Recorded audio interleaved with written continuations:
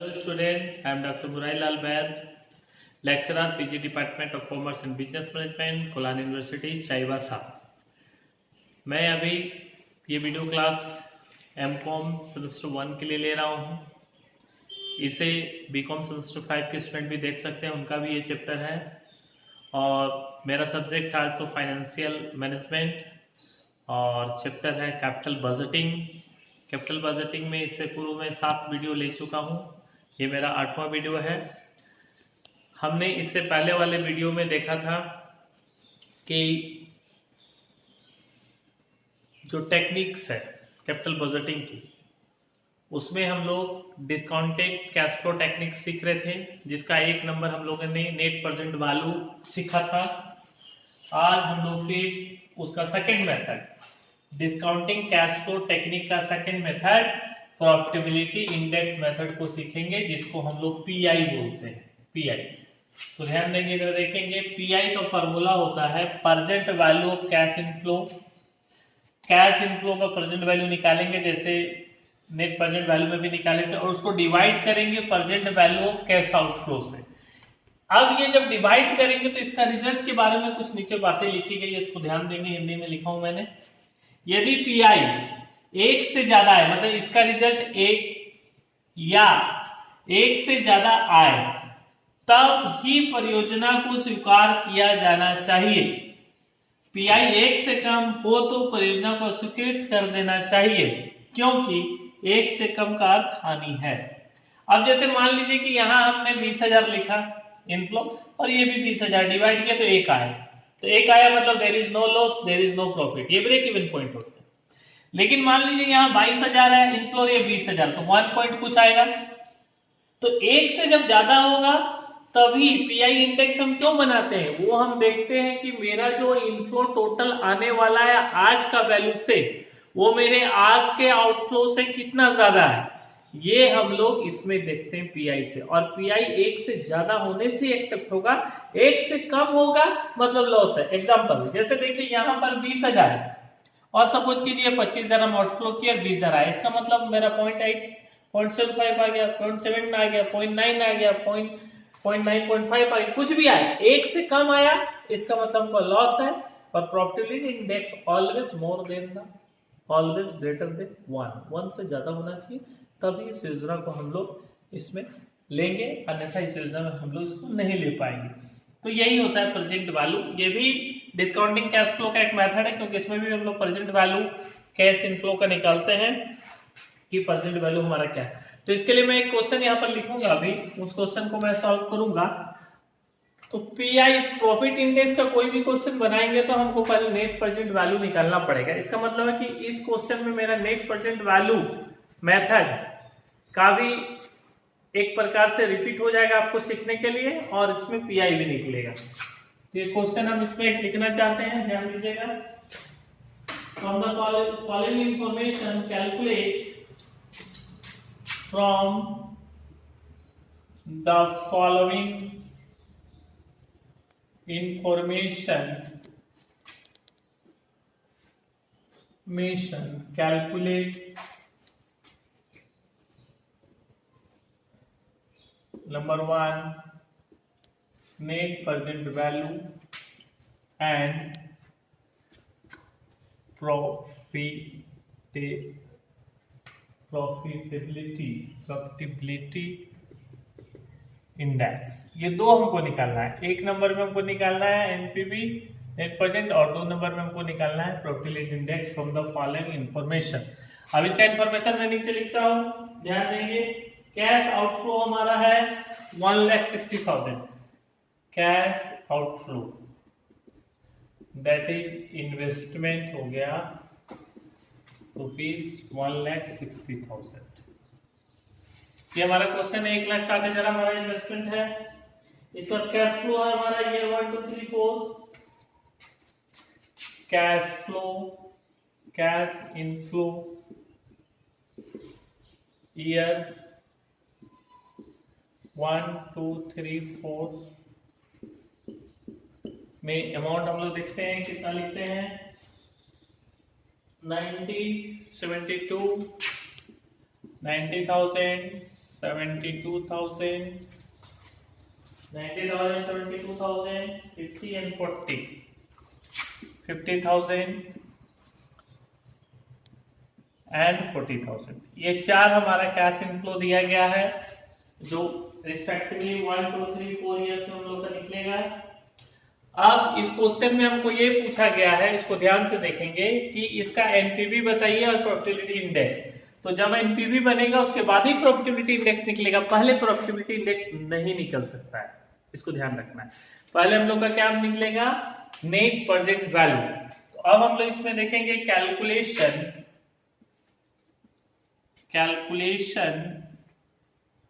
Of net present value. सबसे पहले हमको ये निकालना पड़ेगा। तो नेट प्रेजेंट वैल्यू का सबसे पहले कैलकुलेशन हम लोग करेंगे। उसमें हम लोग लिखेंगे ईयर। अब क्वेश्चन में हम लोग को डिस्काउंटिंग फैक्टर होना चाहिए, बगैर डिस्काउंटिंग फैक्टर का हम लोग नहीं निकाल पाएंगे। तो डिस्काउंटिंग फैक्टर के लिए क्वेश्चन में हम लोग को दिया गया है कि 40% है। ये क्वेश्चन में इधर लिखा हुआ है हमारा discounting factor will be 14% as follows. तो ईयर और डिस्काउंटिंग फैक्टर, ये क्वेश्चन का पार्ट हमारा 1, 2, 3, 4।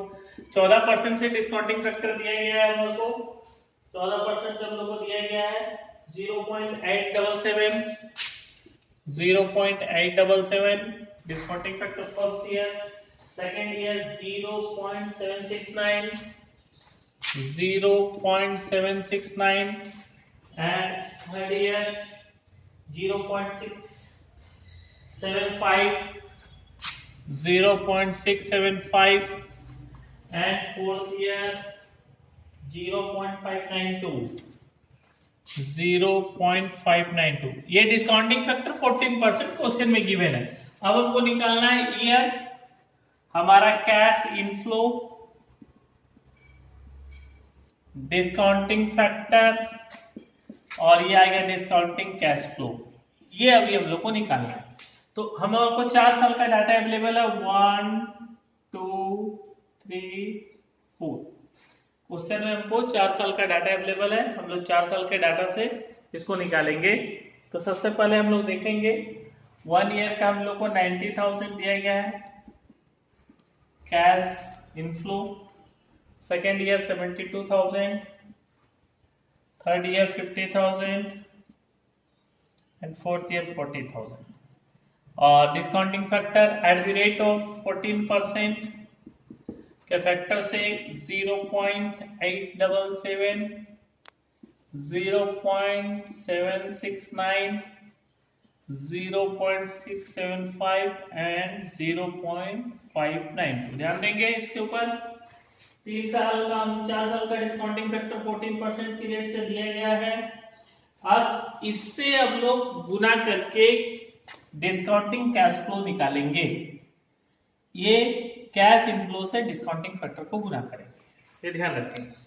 अभी हम इसको गुना करते हैं 90,000 इंटू 0.877, 78,930, 78,930।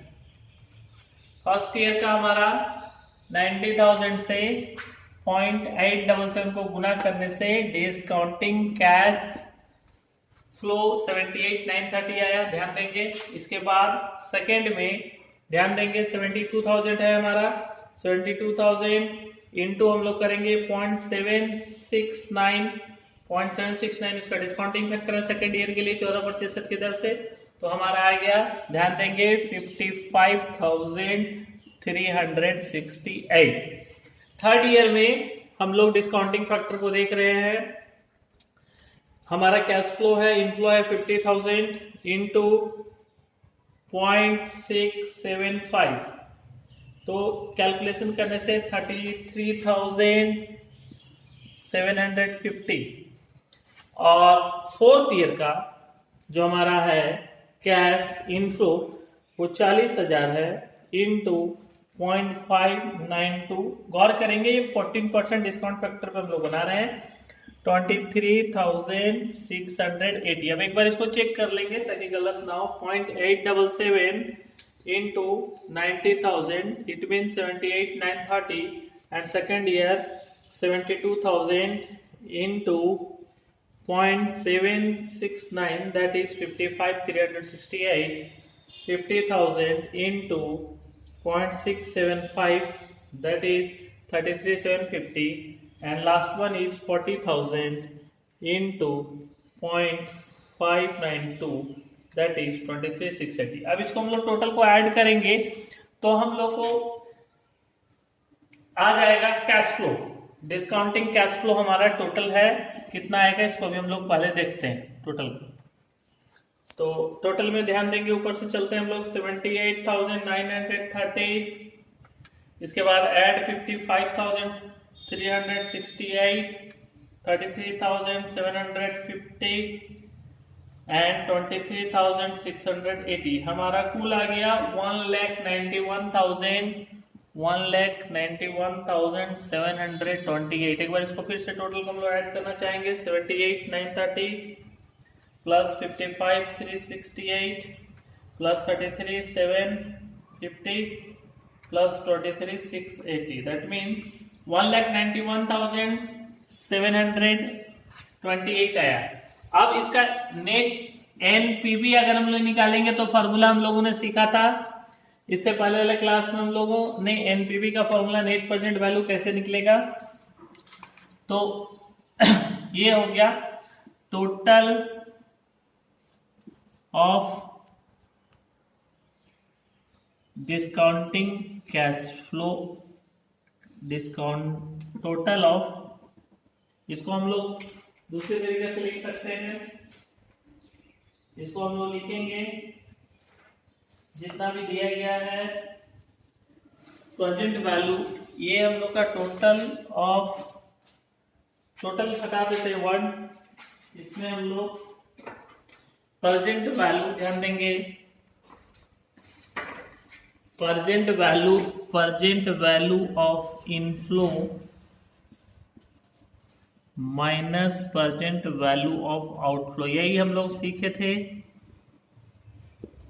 इसका once present value of inflow 1,91,728 minus इसके इन्वेस्टमेंट में चलते हैं 1,60,000। ये कैश आउटफ्लो इन्वेस्टमेंट था इनिशियल 1,60,000, नीचे लाएंगे 1,60,000 घटाएंगे तो इसमें हमको प्रॉफिट मिल रहा है 31,728 रुपीज। 1,91,728 से 1,60,000 हम लोग लेस कर दी, तो ये मेरा नेट प्रेजेंट वैल्यू निकला। अब हमको इस क्वेश्चन में नेट प्रेजेंट वैल्यू तो हमने निकाल लिया, अब हम लोग को प्रॉफिटेबिलिटी इंडेक्स में निकालने के लिए कहा गया है। तो इस क्वेश्चन में जब हम लोग प्रॉफिटेबिलिटी इंडेक्स निकालेंगे तो ध्यान देंगे, प्रॉफिटेबिलिटी इंडेक्स इस तरफ में निकाल दे रहा हूं, इधर जरा दिखा देते हैं हम लोग आपको कि इसी क्वेश्चन का पीआई फॉर्मूला देखिए, पीआई प्रॉफिटेबिलिटी इंडेक्स बराबर प्रेजेंट वैल्यू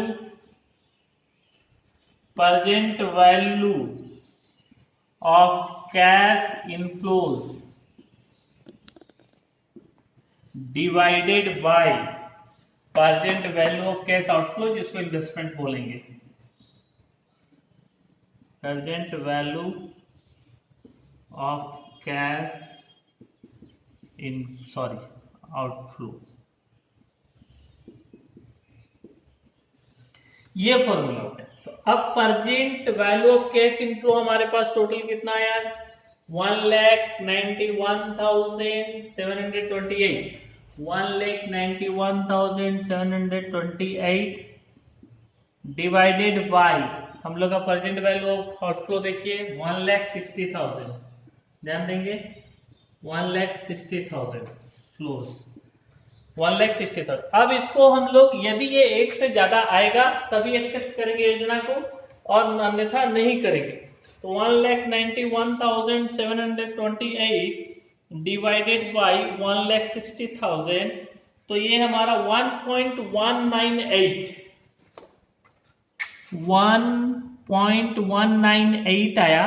तो पीआई इस क्वेश्चन में ध्यान देंगे, मेरी बातों को गौर से सुनेंगे, हम इसके नीचे सारांश में लिखेंगे कि इस योजना का पीआई 1 से ज्यादा है, अर्थात 1.198 है, इसलिए प्रॉफिटेबिलिटी इंडेक्स फॉर्मूला के अनुसार हम लोग इस परियोजना को स्वीकार कर सकते हैं, इसमें नुकसान नहीं है। क्यों? गौर कीजिएगा कि जितना हमने लगाया उससे ज्यादा हमको आ रहा है according to discounting cash flow, माने मनी के टाइम वैल्यू को ध्यान में रखते हुए according to 14% discounting cash flow लेने के बाद भी हम 1.198 मतलब 1% से ज्यादा मेरा, एक टाइम से ज्यादा मेरा प्रॉफिटेबिलिटी इंडेक्स है। इसलिए इस योजना को हमको स्वीकार करना चाहिए। यही अगर ये यहाँ पर 1,91,000 की जगह अगर 1,60,000 से कम होता, 150 होता, 1,55,000 होता, तब ये एक नहीं आता, 0.95, 92, 96 कुछ भी आता तो वो कहलाता, क्योंकि एक से वो कम है। तो जब एक से कम होगा तो प्रॉफिटेबिलिटी इंडेक्स हमको उस योजना को स्वीकृत करने की व्यवस्था नहीं देगी, मतलब उसको हमको उस योजना में जाना नहीं, क्योंकि उसकी पीआई कम है।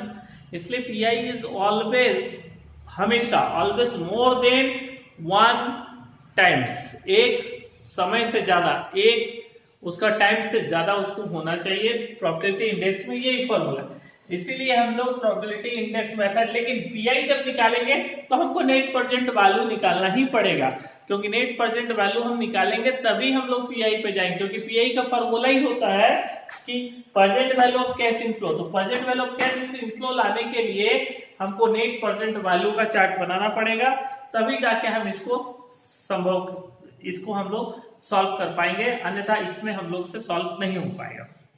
तो स्टूडेंट्स, आपने देखा कि प्रॉफिटेबिलिटी इंडेक्स से हम लोग ये पता करते हैं कि हमारी योजना, जिस प्रोजेक्ट पे, जिस कैपिटल एसेट्स पे जो हम पैसा लगा रहे हैं, वो पैसा मेरा आज के वैल्यू से आने वाले समय में जो पैसा, उसका आज का वैल्यू आज के लगाएगा योजना से ज्यादा है कि नहीं। अगर ज्यादा नहीं है तो पीआई 1 से कम आएगा तो प्रोजेक्ट हम लोग अस्वीकृत कर देंगे, डिनाई कर देंगे, और अगर 1 से ज्यादा आया तो भी स्वीकृत करेंगे। तो स्टूडेंट, इस क्लास में आपने सीखा। अब सिर्फ इसमें एक मेथड मेरा बच गया जिसको मैं नेक्स्ट वीडियो में बताऊंगा, वो है internal rate of return, IRR। IRR थोड़ा बड़ा कॉन्सेप्ट होता है, उसका थोड़ा फॉर्मूला बड़ा है, उसको सीखने में थोड़ा समय लगेगा, इसलिए आप लोग मेरी वीडियो बराबर देखते रहिए, और मैं आपके लिए इस तरह के क्वेश्चन जो हमसे बन पड़ता है, मैं आपके लिए कोशिश कर रहा हूँ। फिर भी किसी स्टूडेंट्स को यदि मेरे इस वीडियो की जो टॉपिक है कैपिटल बजटिंग में प्रॉफिटेबिलिटी इंडेक्स, अगर किसी को नहीं समझ में आएगा तो इस वीडियो देखने के बाद कमेंट कीजिएगा, अगर हो सके मैं फिर दूसरे वीडियो में आपको उसको बीच में समझा दूंगा। Thank you.